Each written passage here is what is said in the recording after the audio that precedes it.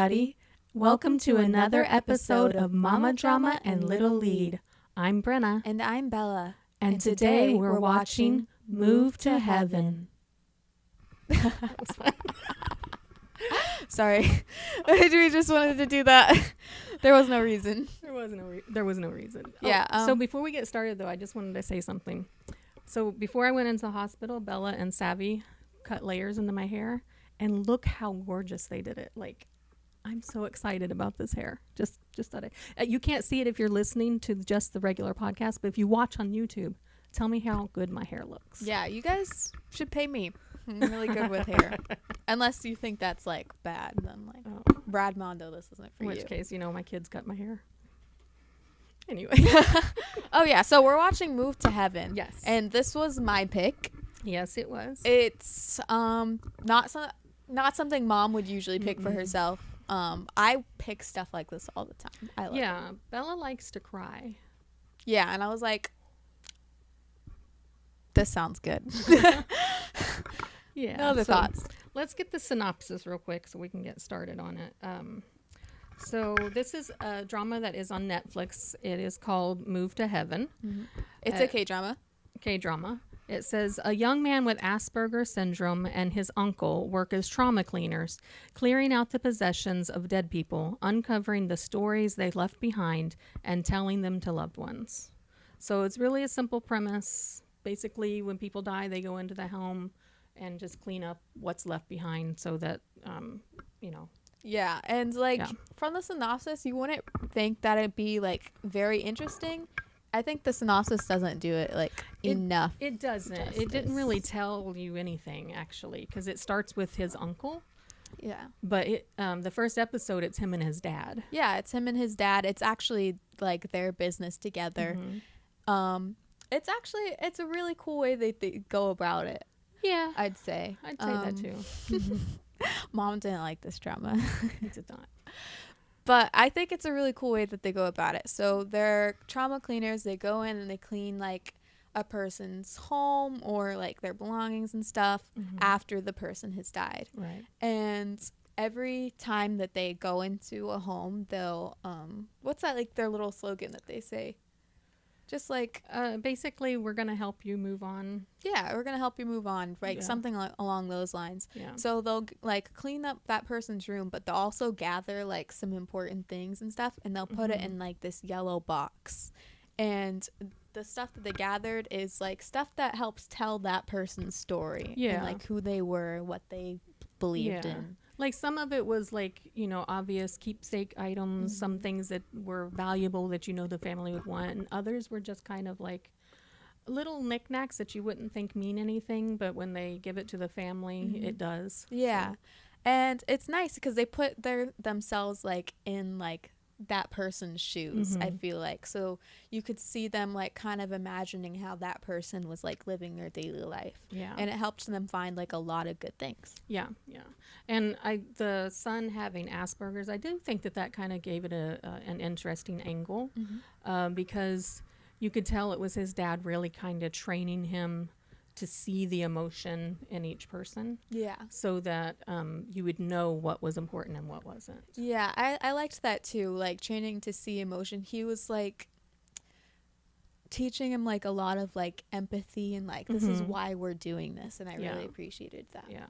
And they started each job with a certain ritual, which we'll show you a clip of that real quick.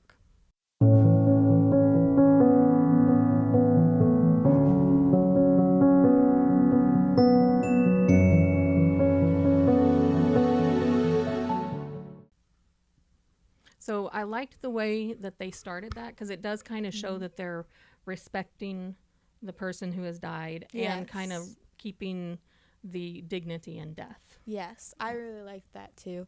It was kind of like, for me, when I watched like the scenes like of them cleaning, it was kind of calming, I'm not gonna lie, because they played like their little music in the background. Like it showed them putting like the important things like away. It was nice.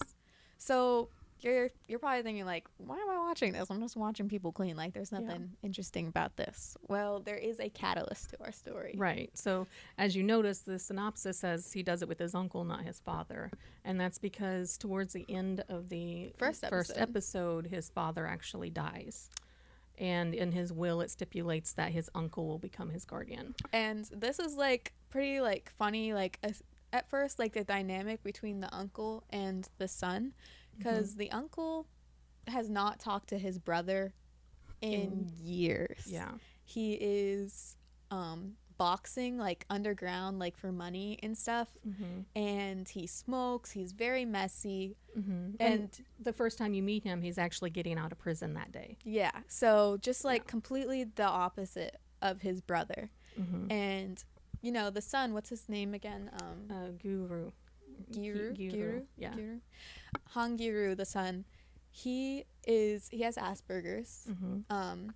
And he's very clean. He likes things done in a certain way. So it's very interesting to see the uncle become his caretaker. Right, yeah. Especially because part of the will stipulates that in order for him to be the guardian, he has to join him in the family business. Yeah. So now his uncle is supposed to be helping him clean, and he doesn't understand the ritual and the dignity and all that. Like, he doesn't get why they're doing it that way.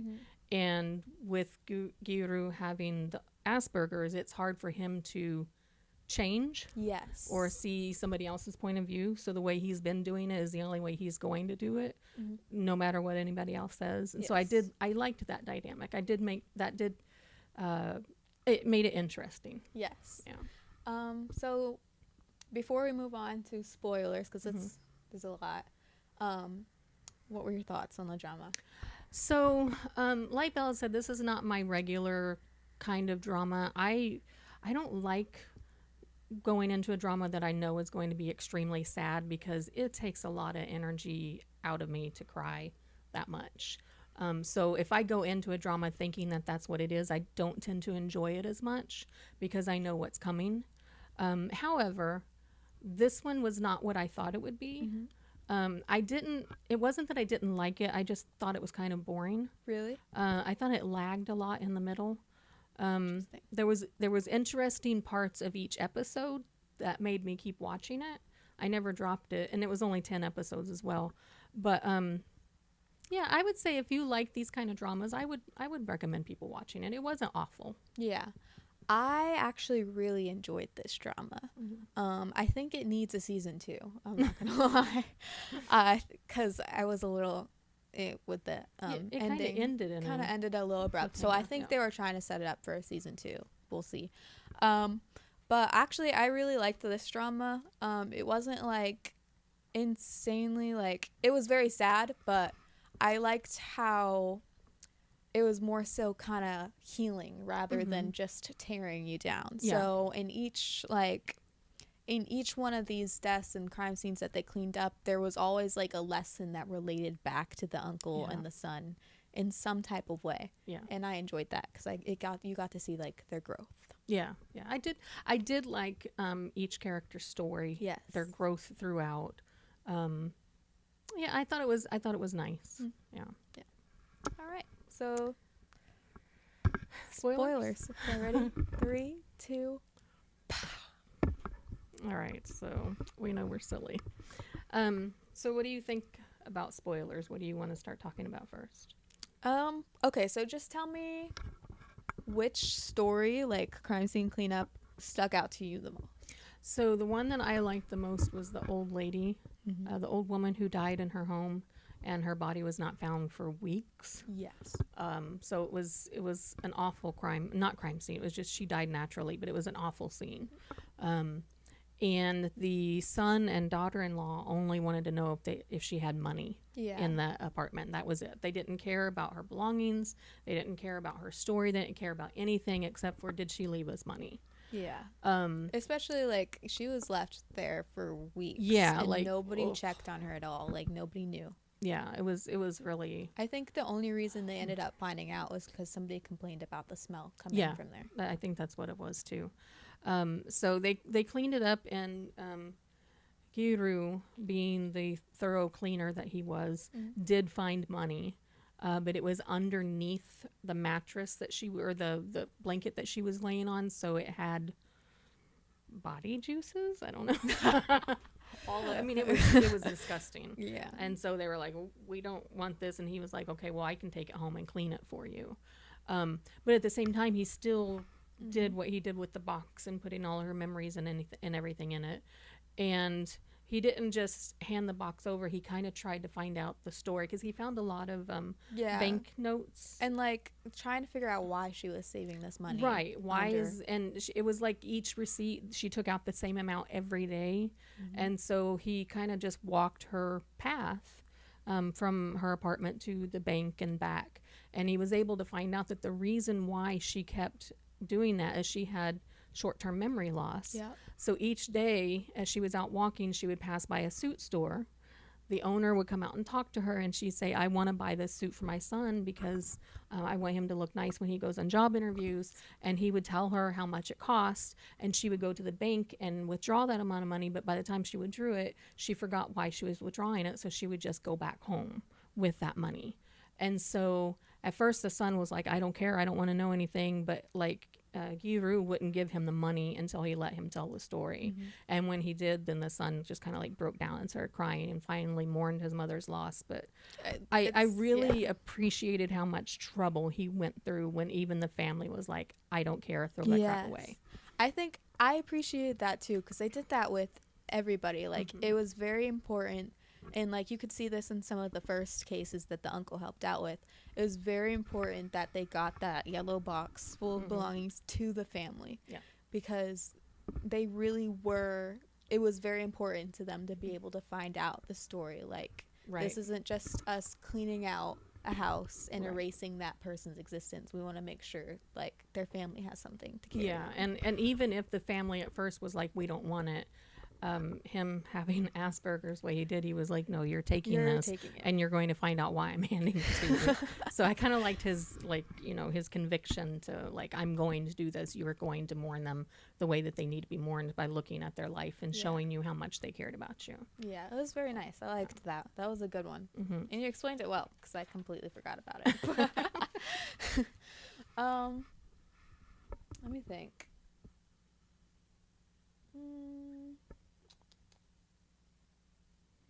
Okay, I can't remember exactly how like the story goes, but it was one with, I can't even remember, bro. I can't read my handwriting. Hold on. Which one? There's like, bro. Okay, so you know what? You know what's a good one? Yeah. And it was important to the story, was the boxer that died. Okay. And I don't know if you remember. That was a hair in front of me. Sorry. I don't know if you remember, but the uncle had like a protege, yes. And he taught him how to box, and he got really good, and he was like going and getting in competitions, and he was getting first place. Do you remember this? I do remember. He was getting first place every time. And then I can't remember. I think like he ended up losing like a lot of money or getting in trouble. Yeah. And so he ended up joining the uncle in like this underground like boxing realm that he's in. Oh, yes. Now I know what you're talking about. Yeah. The uncle really loved this kid. Like just took him completely under his wing. He said he reminded him of himself. Yeah. And he wouldn't stop with this underground like boxing thing, and those two ended up getting paired up in a fight, and so they fought, and because of like the injuries and stuff that he got from that day, I think he ended up pretty much brain dead. Yeah. Until eventually he died later on. Yeah. And they ended up cleaning his room too. Yes. Yes, I do remember that. I really liked that one. I thought it added like a lot of growth for the uncle, because he held a lot of guilt for that. Yes, he did. Over the years, like, and I think part of it was also keeping him from fully taking care of Giru as well, because he was scared. He was like, I can't take care of another person. I did this to that, Yeah. to his friends. Yeah, it showed his layers. Like, he wasn't just this irresponsible, uncle who was in prison for whatever reason. It showed that I think that was why he was in prison. Yeah. Was because of that, because of the underground boxing ring. And yeah, so I really liked it because after like they cleaned out the room, they learned more like about him, and he finally was able to live, I feel like, better with that guilt. He still wasn't completely like fine, but he was able to process it better. Yeah. He was in a better position emotionally, I think, to take care of his nephew. Yeah, I think you're right. Yeah, because I don't remember what they found in his room, but I know it was stuff that kind of made him realize that he was important to the kid. Yeah. Yeah, I think I can't remember for sure though. Yeah. So Yeah. and you know what, I said that I didn't really care for this drama. I think because part of it was each week or each show, each episode, there was a different person's life that you were looking at, and it didn't really focus. I mean, Could connect to. yeah, I felt sometimes the connection wasn't always there. It was like, yeah. I get that we're seeing how the new dynamic with Uncle and what's his name, Cho Sung-gu, the uncle, and Giru, seeing their new dynamic, and also his neighbor that kind of joined to kind of help them to get along, Yun Namu. But that was what I didn't like about it. It's like the first episode, I thought, oh no, this is gonna be bad, because 45 minutes into it and I'm sobbing. Yeah. But that was when his dad died, and Yeah. after that, I didn't feel anything for the each person that we were cleaning up after, Because it was going. because it was just going so fast. It was a new person every week, and it's like, yeah, their stories are touching, but I don't know them in order to, and when we meet them, they're already dead. Yeah. So that's kind of what I felt about it. Like, For and then the me- last episode again was very emotional for me. For me, it wasn't like, I understand maybe it not being like sad because it does skip through it.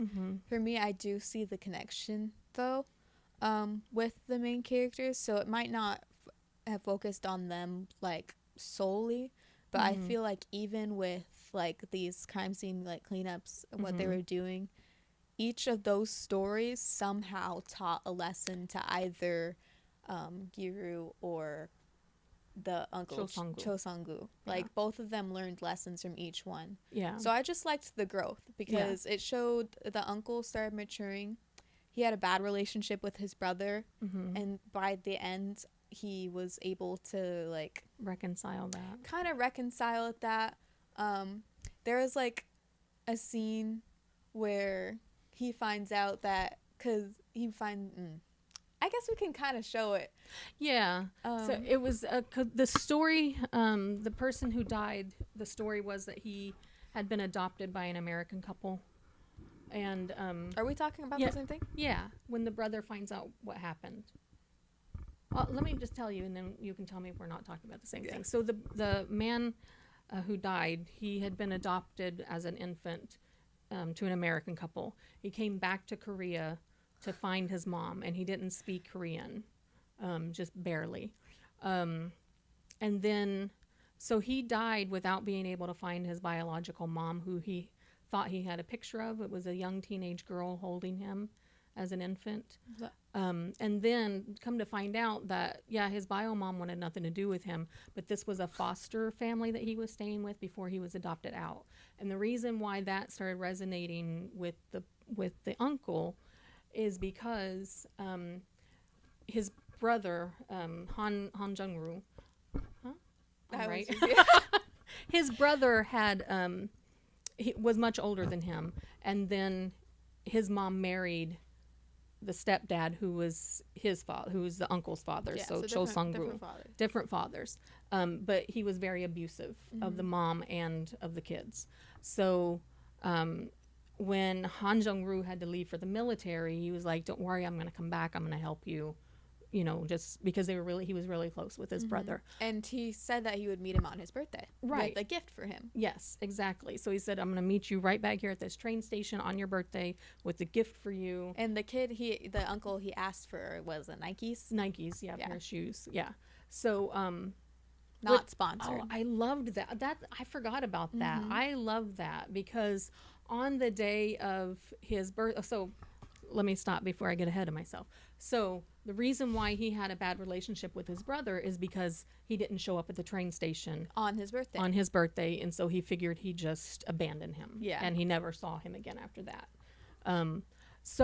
But on the morning of his birthday, Giru gets up and starts doing something. He's like, this is our routine, or this is my routine, don't follow me. I'm doing this myself. This is something me and my dad always did. We used to do every year. So I can't remember where they would go. Oh, they would go to the all the amusement park. amusement park and ride the rides, every ride. Every single ride. And then they would go to eat at 3 different restaurants. And then they would go to the store and buy a pair of Nikes every year. Yeah. And those were the things that the uncle said when he was younger that he wanted for his birthday. Yeah, because he was like, what do you want for your birthday? I'm going to bring it to you. So it turns out that the father had the father had a really good reason for not being able to see his brother that day. Right. And then we'll talk about that more.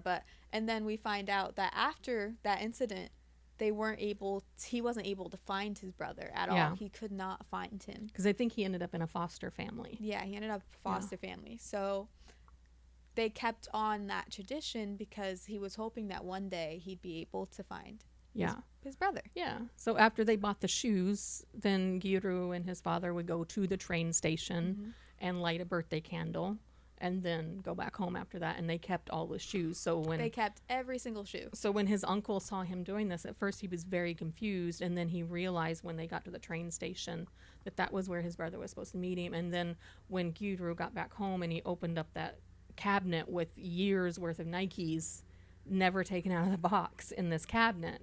Yeah. He was... Yeah, he just started sobbing. Yeah. Like, it was crazy. Yeah. And see, that's like one of the things. I loved the growth for the uncle. Yes. But I also loved Giru's growth as well. Because he has Asperger's. He's very, like, adamant, set in his ways. He likes things being done, like, a certain way. So when his uncle first moved in, he would not even, like, let him have, like, a room. Right. He would not let him sit at the table with him. He was like, that's my father's chair. Yeah. Like, you're not. So the uncle had to sleep in a tent in the living room for, like, all this time. And I loved it because by the end, Giru eventually cleaned out his father's room, gave it to his uncle. He started, like, leaving an extra space at breakfast for his uncle, and just like you could tell that his love for his uncle like eventually like grew and he became more comfortable with him. And I think part of the reason is, like you said, is that the uncle also grew because he was kind of mean to him. At first he didn't even help him with the cleaning. He was just kind of like, I'm gonna stand outside and smoke a cigarette. A couple of times he threw the box away because he thought it wasn't important. And I think, what was I about to say? Oh my god. He thought it was he was mean. Oh yeah, and I think he actually Giru actually mentioned that in one of the episodes. He was like, you know, you look mean, you act mean, but like you have a soft heart. Yeah. And I think even the neighbor girl like mentioned that. I was like, you're actually pretty nice. And I do remember that. Like you've got a good heart. And then I think the final like thing that the uncle had to grow with is the boxing thing. There was like, I was stressed for him about getting out of this. Oh, I remember that. Yeah, because Giru and the girl had to go and save him, right? Yeah, because they kept the people who he like worked for or whatever. I don't think they even paid him. No, I think it was more like a gambling ring kind of thing. Yeah, it was. They were blackmailing him. They were like threatening him, like. And so basically he couldn't leave. He had to box for these people. He did something with the deed of the house because he inherited the house from his brother, as the stipulation was that he had to take care of Giru. And do the family business. And I think that he took that deed and like signed it over to her or something and was like, I think he just gave it to her. And I'd say it was at the beginning when he was like, I don't want this house anyway. As a payment for the debt. And then so that's why he ended up having to still work for her, is because he needed to get the house back. He needed to get the house back after he like and I think he was like kidnapped by them or something because he was like, that's it, I'm not gonna do this anymore. And like they were threatening Giru as well, and they were threatening like hurting him, and Right. bad. Yeah, I do remember that. So that was like, I felt like that. To me, the boxing storyline, it was hard to keep my attention during all of like the Yeah, the during fights. everything that was happening. But I liked like the overall like message, if that makes Yeah. sense. They did a really good job with the writing on this drama. I think every character had a character, well, except for the father because he died 45 minutes in. But each character had their own personality and their own character arc, and had good reasons for who they were. Yes. Because sometimes it's like I don't understand why they're that way. It doesn't make sense. But with this, they did a good job with each character and who they were. Yeah.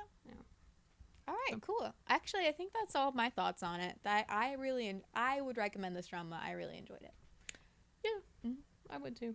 Yeah. I said, I think Mom enjoyed it more than she thought. I think that I enjoyed the overall story. The parts in the middle where we're getting to know people who died, some of them I liked and some of them I was just like, okay. Yeah. But it wasn't an awful drama. I wouldn't watch it again. It's not a rewatch. But I would recommend you watching it. Yeah, I liked it. It had nice themes and messages in it. It kept me in. So yeah, well written. Yeah, and it's not. I feel if it was any longer, I probably would have felt the same way. But 10 episodes, it's nothing. Yeah, and the last episode was cleaning out his dad's room, so really only it kind of went full 9 circle. people. Yeah, yeah, it did. I think so too. You know, one thing I wanted to mention before we go. At the very beginning, the dad is the one that says what he says. We showed it to you already, but what he says in the very beginning, or before they start cleaning each room, the dad was always the one that would say that. But I did like how when his dad died and he first went to the home of the next person that they had to clean out, he was the one that went ahead and said it. And I thought that was kind of sweet that he was like, okay, now this is my responsibility, because the brother was like, or the uncle was like, I have no idea what's going on. Yeah. So I like that too. So I have a question for you. Okay. So if you had a yellow box, what of your stuff would you put in it? Like, this represents Brenna. Okay. That's a good question. Let me think. What represents me? I think that I would put my interpreting certification. Okay. Because that was a big part of who I was for a long time. I think I would put pictures of each of the children, my girls and Daryl. And I think that I would put, I don't know, something in.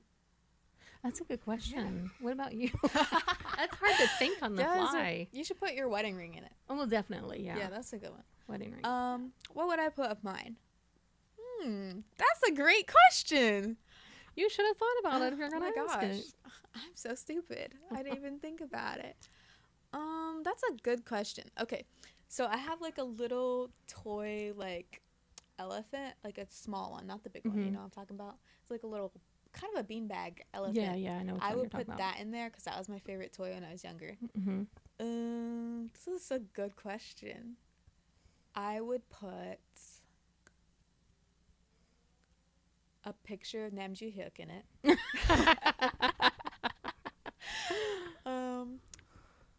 Let me think. This is a good question. You should have thought about this. Okay, wait a second. This is harder though because I'm only 20. I don't have like a lot of like keepsakes of my whole life. What I would have put in it when I was 20 is totally different from what I'm... Maybe my like little tag for my first job. And my like permit or something. Yeah. And see, I do have a keepsake. I have a journal. Oh, there you go. I can put that in there. I do have a keepsake box from when I was your age, and it has the name tag from my first job.